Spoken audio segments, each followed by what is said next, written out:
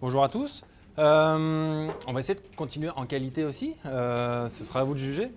Je vous présente, j'ai hésité avant de venir présenter cette recherche-là parce que c'est une recherche-action qui s'est effectuée juste dans un seul CPE. Mais le processus qu'on a utilisé et les résultats sont quand même très intéressants et il y a beaucoup de liens à faire avec les premières présentations, avec certaines affiches que vous avez pu voir de l'autre côté aussi. Donc la présentation n'est pas du type classique parce que c'est une recherche-action. Donc je vous présente un petit peu le contexte de cette recherche-là. C'est quoi la problématique qui est sortie du milieu? Et ensuite de ça, le processus qu'on a suivi tout au long avec les acteurs du milieu et les résultats qui en sont sortis. Le contexte, en fait, c'est qu'actuellement, la qualité du milieu de garde influence énormément le niveau d'activité physique des enfants qu'ils fréquentent. Plusieurs milieux de garde, par contre, ne répondent pas aux besoins d'activité physique des enfants. Et on l'a vu dans la dernière enquête Grandir en qualité, c'est surtout au niveau du jeu. Où le jeu actif n'est pas assez présent dans les services de garde, ce qui ne vient pas répondre aux besoins des enfants. Il y a aussi un problème au niveau de la perception des éducatrices qui, elles, à 85%, ont une perception où les enfants sont très actifs, alors que les résultats de recherche montrent qu'en réalité, les enfants sont à peu près 5-7% en activité modérée à intense par jour. Ce qui est montré aussi dans la recherche, c'est que le jeu libre est un des moyens les plus exceptionnels pour augmenter le niveau d'activité physique chez les enfants. On l'a vu dans la fiche ce matin, on en a discuté avec la personne qui présentait. Elle aussi a ressorti ces résultats-là où le jeu actif est un des moyens les plus efficaces pour faire bouger les enfants. Malheureusement, actuellement, les éducatrices sont entre deux types de jeux, deux types d'activités. Un côté, le jeu libre, de l'autre côté, les activités plus dirigées. Et ça vient beaucoup d'une pression sociale actuelle, d'une pression de la part des parents où il y a une hyper stimulation des enfants. On veut qu'ils performent, on veut qu'ils apprennent très vite, on veut qu'ils sachent compter. Et elles ont un petit peu plus de difficultés à laisser les enfants en jeu libre parce qu'elles ont l'impression de rien faire, ce qui n'est pas le cas. Elles ont l'impression aussi de ne pas pouvoir répondre aux parents « Qu'est-ce que vous avez fait aujourd'hui ?» Il y a des recommandations qui ont été faites, surtout aux États-Unis, par rapport à comment augmenter l'activité physique chez les enfants.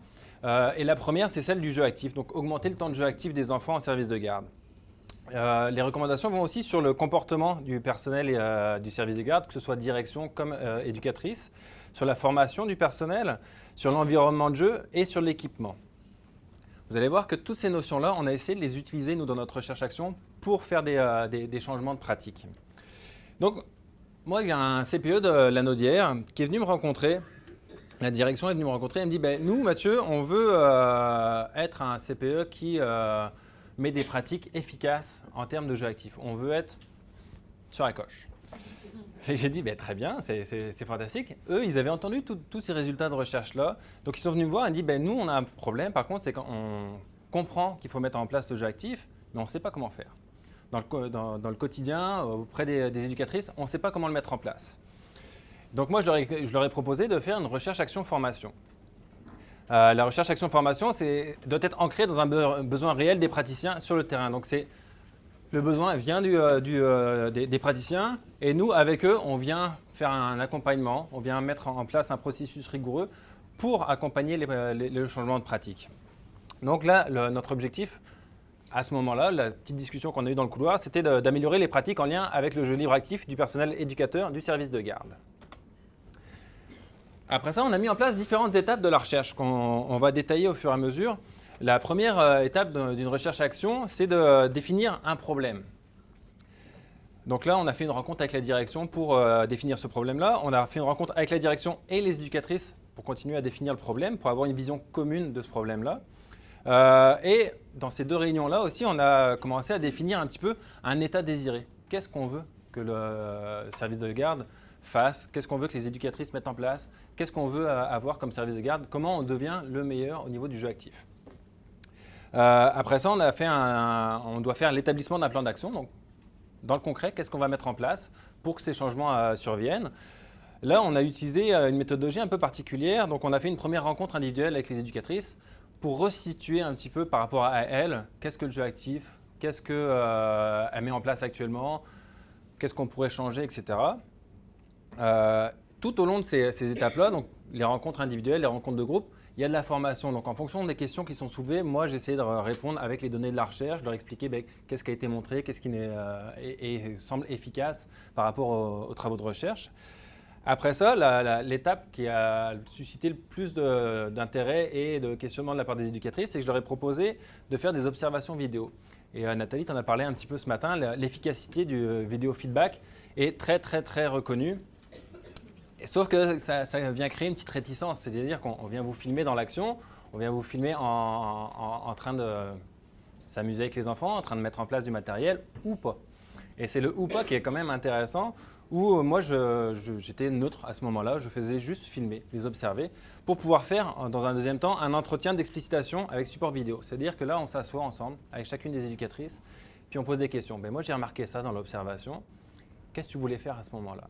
C'était quoi ton intérêt? Pourquoi? Et c'est beaucoup le pourquoi qu'on demandait, histoire de créer la réflexion chez l'éducatrice pour se dire, effectivement, ça je le fais instinctivement, ou c'est parce que j'ai toujours fait ça comme ça. Et de se dire, est-ce qu'il n'y a pas un moyen de le faire différemment? Après ça, donc, réflexion, on a demandé aux éducatrices de redéfinir les objectifs plus précisément à ce niveau-là. Et ensuite de ça, c'est la mise en œuvre du plan d'action. Donc, par rapport aux objectifs fixés, qu'est-ce qu'on met en place réellement? Et moi, j'étais encore en support par rapport à cette mise en œuvre-là, dans un accompagnement en fonction des besoins. Si l'éducatrice m'appelait, m'envoyait un courriel, il fallait que je puisse répondre, puis en support avec les résultats de recherche. Et après ça, l'évaluation, on a refait une entrevue individuelle avec chacune des éducatrices et la direction pour dire, vous avez mis en œuvre le plan d'action, comment ça s'est passé? Qu'est-ce que vous avez vraiment mis en œuvre? Est-ce que ça a eu des résultats? Quel impact ça a eu chez les enfants, chez vous en tant que praticienne, etc. La dernière étape d'une recherche-action, c'est la diffusion. Vous y participez aujourd'hui. Et vous allez voir que dans l'intérêt du service de garde, c'est que ça fasse boule de neige un petit peu dans le service de garde. Parce que là, on a utilisé 3 éducatrices, comme vous allez voir. Le choix des 3 éducatrices, c'est pas fait, on va prendre celle-ci, celle-ci, celle-ci, parce que ça va bien aller. Il y avait un choix conscient de la part de la direction et du chercheur et des éducatrices qui étaient volontaires pour dire qu'il faut que ce soit des éducatrices qui puissent être leaders après dans le milieu, jouer un rôle avoir du leadership pour que les pratiques qu'elles ont mises en place puissent être répandues au niveau des autres éducatrices pour que ça fasse cet effet boule de neige qu'elles avaient prononcé comme objectif.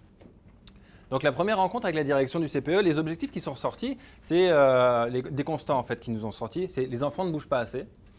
On veut augmenter le temps de jeu actif des enfants pour répondre aux critères de qualité de Québec en forme.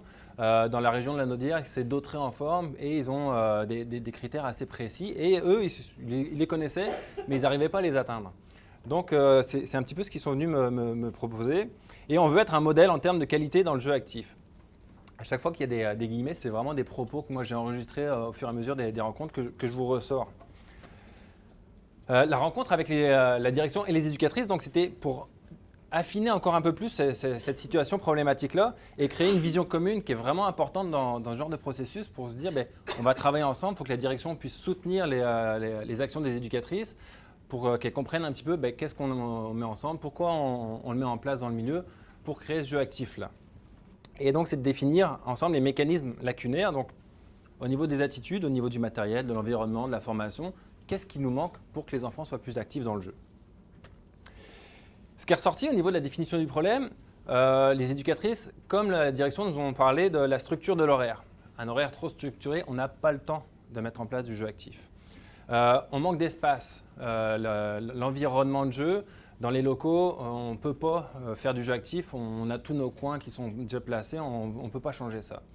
Le bruit, ils ont toutes parlé du bruit, comme quoi c'est un irritant et que dès que c'était en jeu actif, ça avait trop de bruit, donc on ne pouvait pas laisser aller les enfants à ce niveau-là.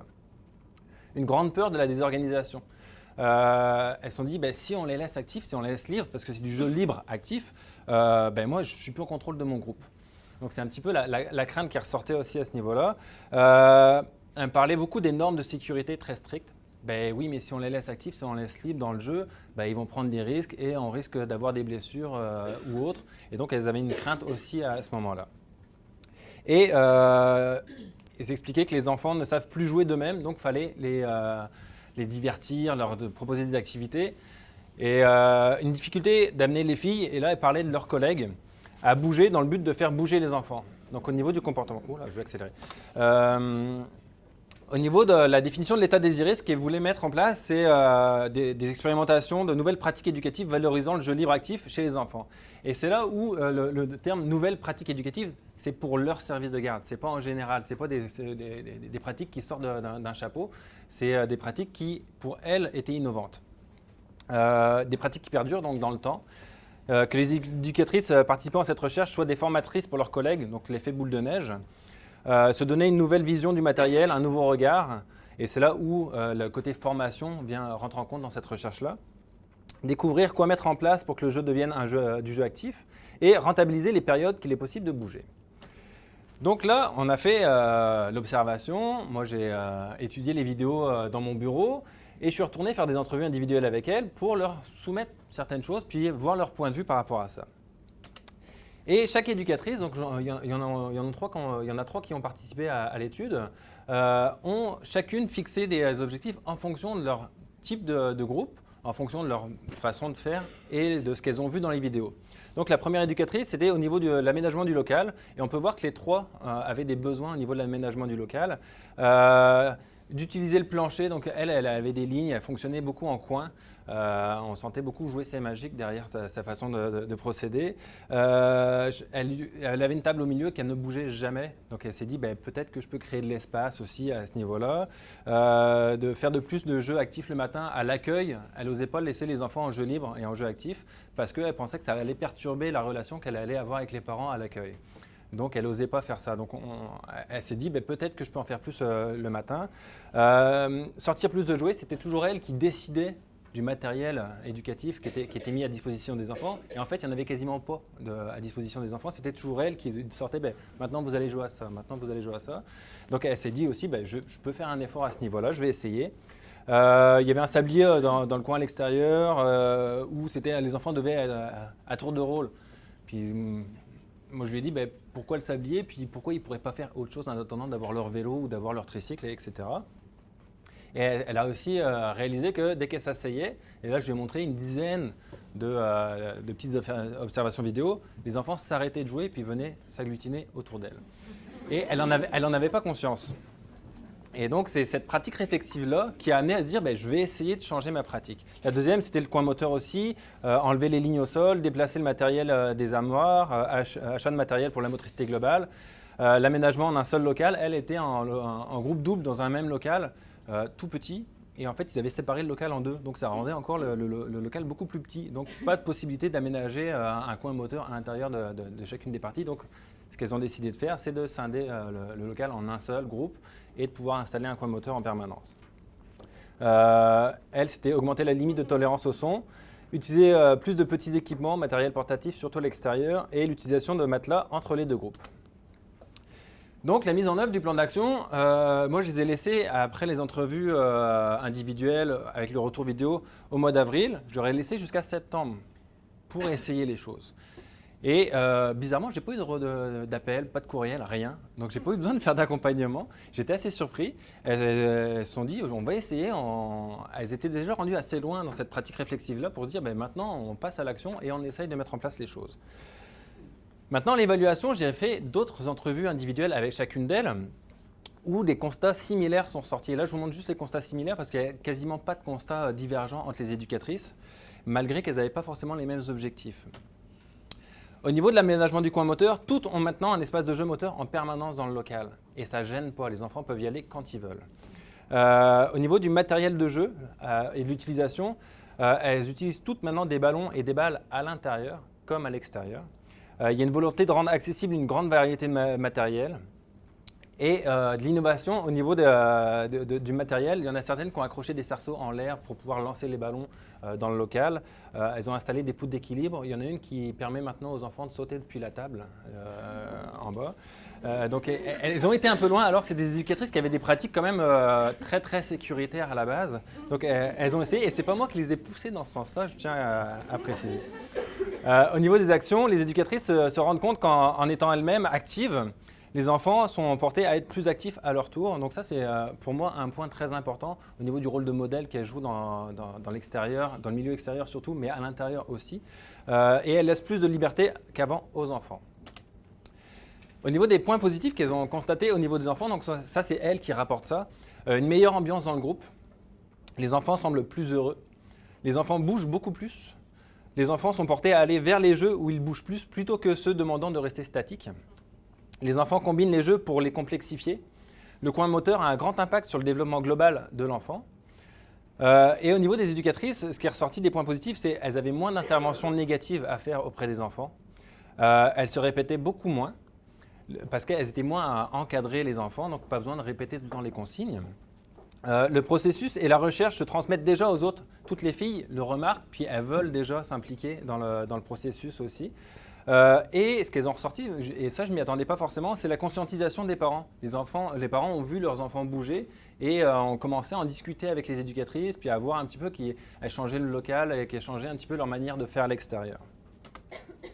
Des points améliorés, donc elles avaient toutes des enfants ayant des besoins particuliers dans leurs locaux. Et c'était un petit peu des problématiques qui ressortaient par rapport à ça, où le retour au calme était plus difficile pour ces enfants-là, une excitation qui augmentait beaucoup avec ces enfants-là, et elles avaient de la difficulté à gérer ça elles-mêmes. C'était trois groupes multi-âges, et en fonction de l'intensité du jeu, elles avaient plus de difficultés avec les 18 mois qu'avec les 3-4 ans dans le local aussi.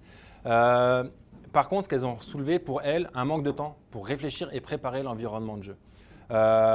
Une collaboration parfois difficile avec les autres éducatrices, notamment les éducatrices volantes ou remplaçantes, celles qui font le matin, puis qui ne veulent pas travailler de cette manière-là, ou qui reprennent le local le soir, puis les enfants sont déjà en jeu actif, puis elles ne sont pas à l'aise avec ça, donc il y a un travail à faire à ce niveau-là aussi.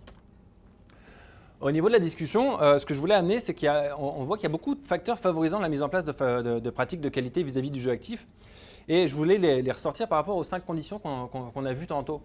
Donc par rapport au jeu actif, les éducatrices considèrent qu'il est très important pour le développement global de l'enfant, mais on a vu dans le processus qu'il y avait une mauvaise compréhension de ce qu'était le jeu actif. Donc il y a eu un besoin de formation à ce niveau-là dès le début du processus, pour dire le jeu actif, c'est ça. Et là, on a utilisé le guide Gazelle et Potiron, elles connaissaient le guide, mais elles n'arrivaient pas à l'interpréter, elles n'arrivaient pas à le comprendre au plus profond, puis il venait juste de sortir, donc c'était vraiment les tout débuts. Au niveau du comportement du personnel, c'est là où moi je trouvais qu'il y avait une grande importance sur l'attitude du personnel, notamment cette capacité à réfléchir sur sa propre pratique.